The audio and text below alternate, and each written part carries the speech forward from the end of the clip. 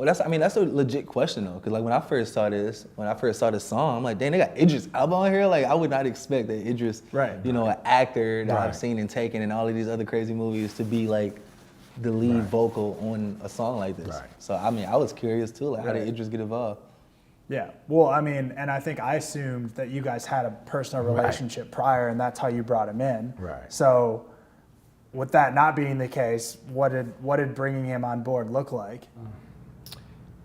Idris came to light through my wife at the time, in a way, subconsciously, however you want to look at it. She always mentioned like, you and Idris should work together. You and Idris should DJ, do a back-to-back together. It planted in my mind, but I didn't really think nothing of it until Dennis White, who was one of my band leaders. He actually wrote on the new album a little, co-produced a track with me on the album. He had something to do with We All Moved Together too. So he sent me a clip of Big Fun. Idris was playing it at Coachella. And I was watching Idris, he was really getting into it, the crowd was getting into it. And, I was like, wow, he playing some good music here, my stuff. So I kind of dig that. And I think over time, as we started developing our concept, because we was doing this 30-year anniversary tour,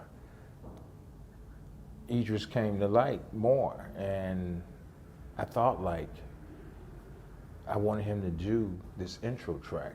This was the intro track to the tour at the time. And you guys didn't have a relationship before, because I thought you guys had known each other or something. No, I didn't know Idris, but you wouldn't know it when we first connected. We just was like flying, having great conversation and everything. But that's what sparked it, and I told my management contact his management. Let him know I want to work with him. That's what my management did. His management went to him, told him. He was astonished that I wanted to work with him. I was astonished he wanted to work with me. And we got on the phone shortly after. We just started having general conversations. And we made it happen. We found a date. It was in January, towards the end of January in 2020. And he flew in from the airport. We had like 20, maybe 24 hours or so to work together. So he came in. To Detroit. He came in Detroit and then came to my house, and my studio's in the basement. He came up. He was real humble, real cool. Just sat there. We talked for a couple hours, about his musical history and some of the Detroit tracks and the whole scene. And then we just connected right away. And then I said, let's go down to the studio. He came on down and had some of the other writers get involved or make sure they was around in case we wanted to change something. Tommy Onyx, Dennis, Mike E., who's from Detroit. We all kind of just got together, and Idris, I was worried because I hadn't given him the track, that maybe he wouldn't, like, it's gonna take longer than, we needed to get this done. We didn't have enough time. So, man, he just was a champ. I was like, that's why he's this great actor, because he got there, man, and he had his iPad and he put it in this program and he put it on the stand and he just started learning the words, and it just rolled and just kept rolling and got the mic, and he was smooth, and like his first take was amazing to me. Wow. So, we did maybe 15, 20 takes, and it was just amazing. So we worked on that, and then we ended up working on another track for him. Me and Dantes, my son, separately. So we worked on 2 tracks during that whole time period, and he got out of there maybe 2, 3 in the morning, and that's how we came together. It's pretty surreal hearing that voice in person. Was it pretty surreal hearing his voice in person? Definitely, especially when he stepped it up and got on the mic. I had seen many of his movies, and just to meet Idris and see how cool he was, it was a enjoyable experience. Yeah, he definitely fit the track. It just sounds super powerful and meaningful. You know, and it adds to the overall vibe of the track and fits really well. Yeah, he you know, he felt it because he knew some history too from Detroit, and it helped.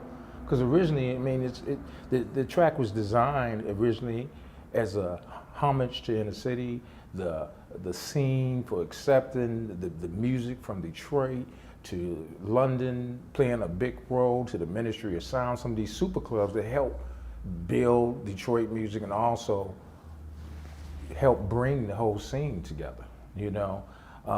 So he was a part of that, you know. He's a few years behind me in age-wise, so he lived all that too. Man, if I can just like reveal my ignorance real quick, I had no clue that techno was created by black people, like genuinely. Like, and I feel like I'm not alone in that. I feel like most people probably have no clue, you know? Yeah. Like, how does that, I don't know, how does, like, why do you think that is? And what do you feel like needs to change? Or like, what, I don't know. How does that make you feel, I guess? Well, I've been doing it 35 years plus now. So, you know, when we first started making this music, believe it or not, only black people came to the parties. And it was obviously right here in Detroit. It was like, okay, we had 2 or 3, 4 or 500. It built up to some of the fraternity parties. But for me, I always said this music is for everybody, it's for the world. And I couldn't get my head around it only being black music, even though we were black making it.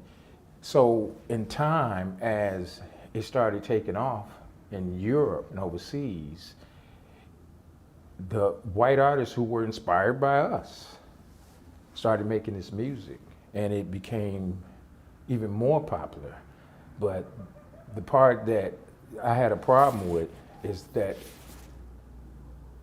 they were starting to create their own movement, and it seemed like we were kind of being eliminated. Not purposely, it's really how, if you look back through jazz and all the music in history, it's been done because it's money, it makes money, and I think the way it was perceived is a white artist with the majority would make more money, you know, and it'd just be more marketable in general. So when it came back to America, you feel like, damn, I had so much impact on this music. This is after years of having some success, and people don't have a clue.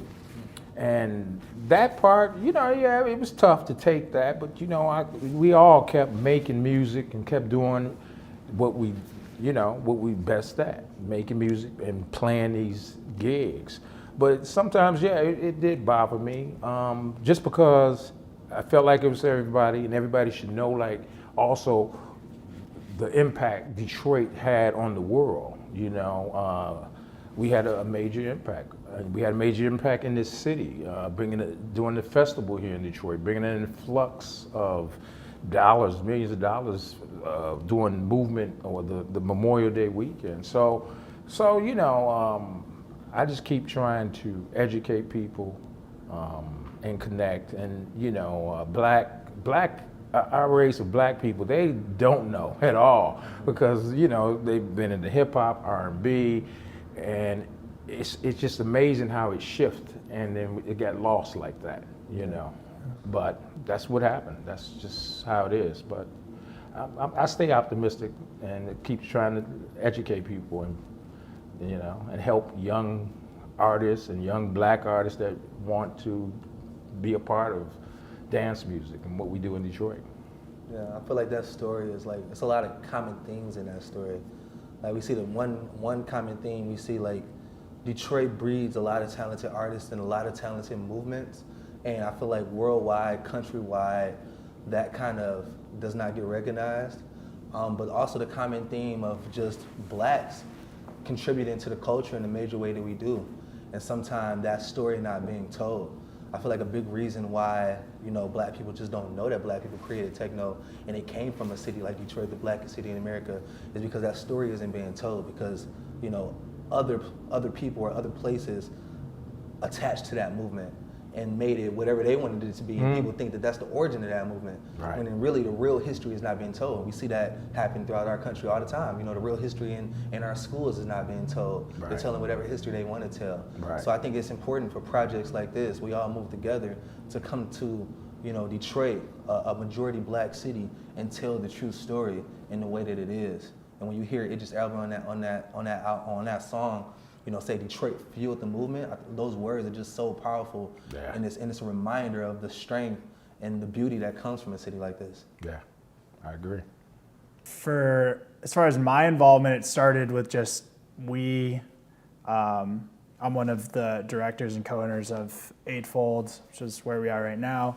And basically we get hit up for music videos all the time, and a lot of times they're just things that like don't come to fruition. But you know, so when we got one from like a European, you know, artist management company, I was just like, is this real? Like, and then and so like, you know, it was just kind of like I just wasn't sure. And then as soon as I got on the phone with Callum and he kind of just described his vision for it, because really that he's the one that it was his idea that U2, like that Inner City and Detroit Will Breathe come together for the visuals for this track. So that's really, he's the one where that idea came from.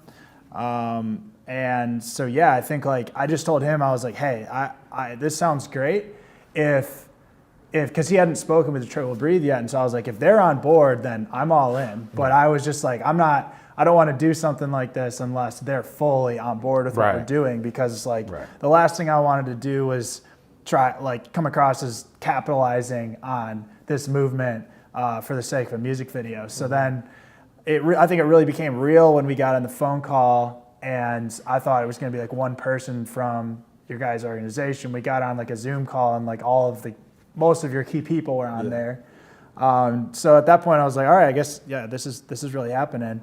And then I just I think I was really trying to figure out how can we make it something that is obviously true to Detroit Will Breathe, true to the message we're trying to tell, but is visually engaging and storytelling at the same time. Because obviously I knew we were going to go out and capture like a real march. I knew we were going to actually get out there and kind of have that very visceral part of it. But I also was like, just filming a march and editing that march to the music is not going to be engaging enough to hold a 3-minute track. So actually, anytime I've thought about doing a dance video over the past like 3 years, there's this one dancer that is like coming to mind for me. And her name is Kenya Sutton, and I found her on Instagram like 3 years ago, and she just I don't know, something about her. She didn't have a ton of followers, but she just like blew me away. Mm-hmm. And I just kept keeping that in the back pocket. I was like, I gotta find something. I gotta find something for her. Right. And so then as soon as this came about, I was like, all right, I gotta work her in here. And then it was just kind of this process of like, I liked the idea of the movement kind of being sparked by people's response to the injustices that we're seeing on the news, and especially like I know like Detroit Will Breathe was birthed after the George Floyd incident, and so it's just like I liked the idea of, and I think with COVID too, it was like everything was empty, the streets were empty, and then that happened, and it was like, all right, COVID, social distancing, that's important, but right now this is more important. Right.